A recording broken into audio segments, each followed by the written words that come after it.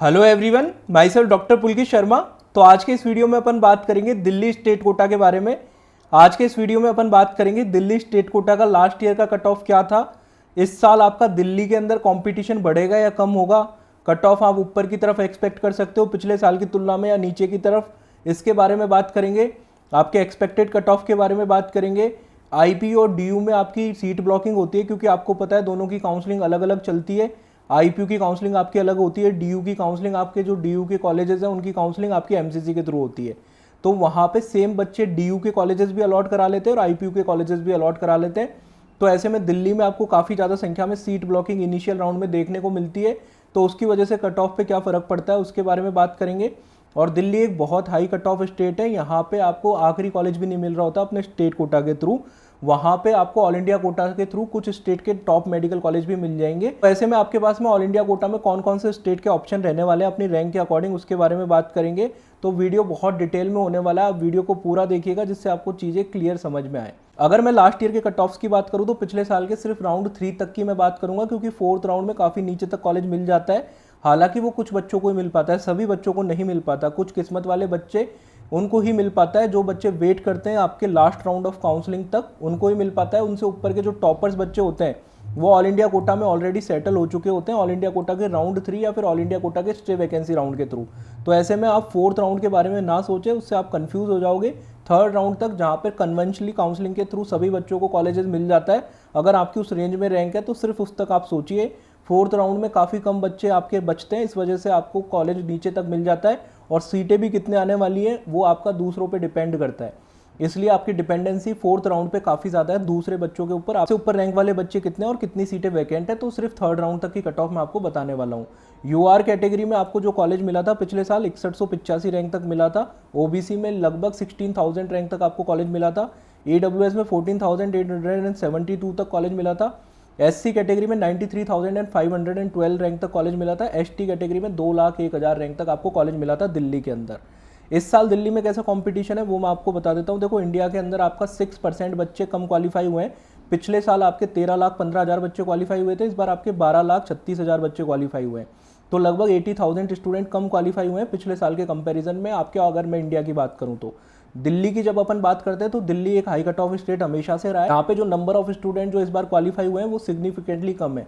पिछले साल आपके लगभग 47,000 स्टूडेंट दिल्ली के अंदर क्वालिफाई थे, इस बार आपके लगभग 40,000 स्टूडेंट क्वालिफाई हैं।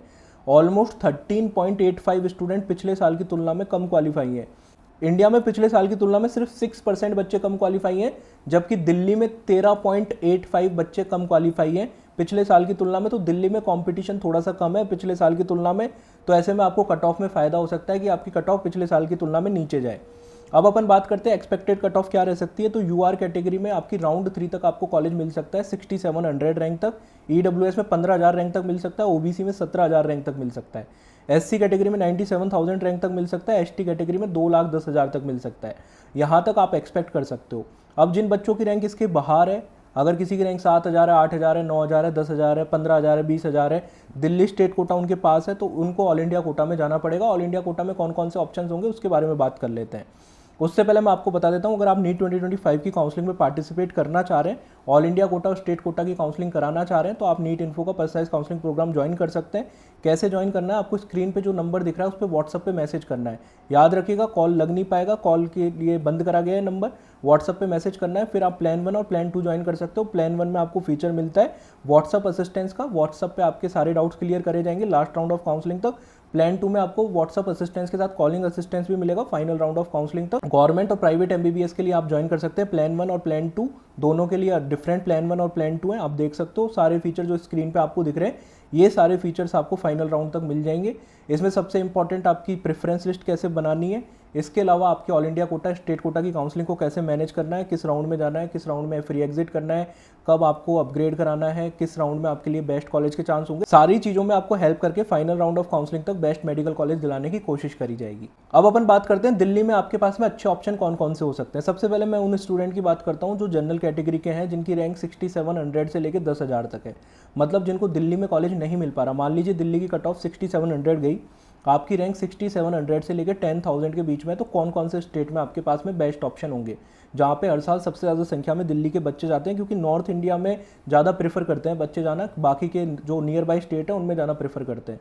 तो अगर उत्तराखंड में बात करूँ तो उत्तराखंड में आपको देहरादून, हल्द्वानी जैसे कॉलेजेस के ऑप्शन होंगे आपके। राजस्थान में बात करूँ तो आपको उदयपुर, अजमेर के ऑप्शन होंगे, कोटा के ऑप्शन होंगे, ये तो आपके पुराने कॉलेज हो गए, यहाँ तक आप जा सकते हो। इसके अलावा ESIC अलवर आपका काफ़ी पास पड़ेगा दिल्ली से, और अच्छा कॉलेज है, अच्छा इंफ्रास्ट्रक्चर है, हालांकि कॉलेज नया है, ये भी आप एक ऑप्शन की तरह कंसीडर कर सकते हो। यूपी में आपको Agra, MLN, Prayagraj, BRD, Gorakhpur, Jhansi medical college, जो कि आपके काफ़ी अच्छे स्टैब्लिश कॉलेजेस हैं, उनके ऑल इंडिया कोटा से ऑप्शन होंगे। महाराष्ट्र में आपको बड़े सिटीज़ में कॉलेज मिल जाएगा, ठीक है, जैसे आपको IGMC नागपुर मिल जाएगा, मुंबई के एक आधा कॉलेज आपको मिल रहे होंगे, वो ऑप्शन आप टारगेट कर सकते हो। मध्य प्रदेश में ग्वालियर, रेवा, रतलाम जैसे अच्छे कॉलेजेस, पुराने कॉलेज आपको मिल सकते हैं। गुजरात में जामनगर, राजकोट, भावनगर ऐसे कॉलेज आपको मिल सकते हैं। हिमाचल प्रदेश में आपको शिमला के अलावा ज़्यादातर कॉलेजेस के चांस रहेंगे इस रेंज में अगर आपकी रैंक है तो। पंजाब में आपको मोहाली, अमृतसर जैसे कॉलेजेस के चांस रहेंगे। हरियाणा में अगर मैं बात करूं तो कल्पना चावला और अदर कॉलेजेस के चांस रहेंगे। इन स्टेट में आपको नीचे के कॉलेजेस तो मिल ही रहे होंगे, मैंने आपको जो टॉप के बेस्ट ऑप्शन है सिर्फ वही बताएं, बाकी जो नए कॉलेजेस हैं, इनसे नीचे के कॉलेजेस हैं इन स्टेट में, वो तो आपको डेफिनेटली मिल रहे होंगे। इसके बाद में जिन बच्चों की रैंक थोड़ा नीचे है, 10,000 से लेके 18,500 तक है, नॉर्थ इंडिया में रहना चाह रहे हैं, तो राजस्थान के नए कॉलेजेस को टारगेट कर सकते हैं। 2018 के बाद के कॉलेज उनको मिल जाएंगे, रैंक वाइज वेरी करेगा, आपको 12,000 तक आप 2018 तक के एक्सपेक्ट कर सकते हो। उसके बाद में जैसे जैसे रैंक नीचे आएगी थोड़ा नए कॉलेज मिलेंगे। सेम आपको यूपी में 10,000 से 20,000 तक नए कॉलेज मिल जाएंगे, कुछ पुराने कॉलेज भी मिल जाएंगे।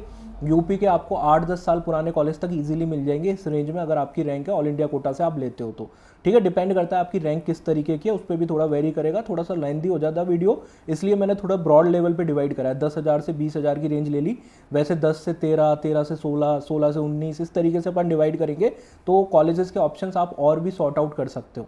उत्तराखंड में आप जाना चाहते हो तो 16,000 रैंक तक आपको कॉलेज मिल जाएगा। हरिद्वार का कॉलेज आपका नया खुला था, उसकी डिमांड काफ़ी ज़्यादा थी, पिछले साल भी नया खुलने के बाद में भी काफ़ी हाई कट ऑफ गई थी, ज़्यादातर बच्चे दिल्ली के ही हरिद्वार गए थे, ठीक है। हरिद्वार और अल्मोड़ा के कॉलेज आपको काफ़ी नीचे रैंक्स तक मिल जाते हैं, 16,000 17,000 तक अगर आपकी रैंक है तो ये ऑप्शन आपके पास में रहेगा। मध्य प्रदेश के भी आपको काफ़ी सारे ऑप्शन मिल जाएंगे, कुछ पुराने कॉलेजेस के मिल जाएंगे, कुछ नए कॉलेजेस के मिल जाएंगे। 18,000 तक रैंक है तो आपको मध्य प्रदेश में कॉलेज मिल जाएगा।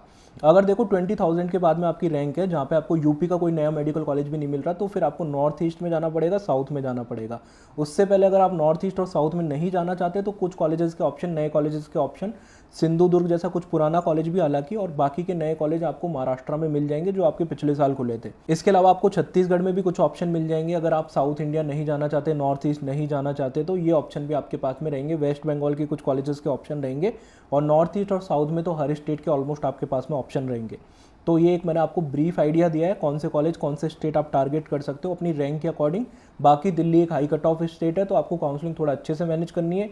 फर्स्ट और सेकंड राउंड में और भी ज़्यादा हाई कट ऑफ आप एक्सपेक्ट कर सकते हो। जैसे मैंने आपको बताया, IPU और DU की काउंसलिंग साथ साथ चलती है, पैरेलल चलती है, पर दोनों काउंसलिंग अलग अलग होती है, एक MCC के थ्रू होती है और IPU की अलग होती है। तो ऐसे में बच्चे सीट ब्लॉकिंग बहुत करते हैं, IPU से भी कॉलेज अलॉट करा लिया और DU की काउंसलिंग जो MCC के थ्रू हो रही है उससे भी सीट अलॉट करा ली। तो इस तरीके से आपको काउंसलिंग को अच्छे से मैनेज करके चलना है, जिससे कि आपको अच्छे से अच्छा कॉलेज मिल सके। बाकी आपको काउंसलिंग में कोई भी डाउट है, आप हमारी हेल्प लेना चाहते हैं, तो जो आपको स्क्रीन पे व्हाट्सअप नंबर दिखाया गया था 8952089862, इस पे आप व्हाट्सअप पे मैसेज कर सकते हैं इनिशियली। फिर अगर आप काउंसलिंग प्रोग्राम ज्वाइन करते हो तो कॉलिंग असिस्टेंस के लिए दूसरा नंबर दिया जाएगा। Thanks for watching the video, मिलते हैं किसी अगले वीडियो में, बाय।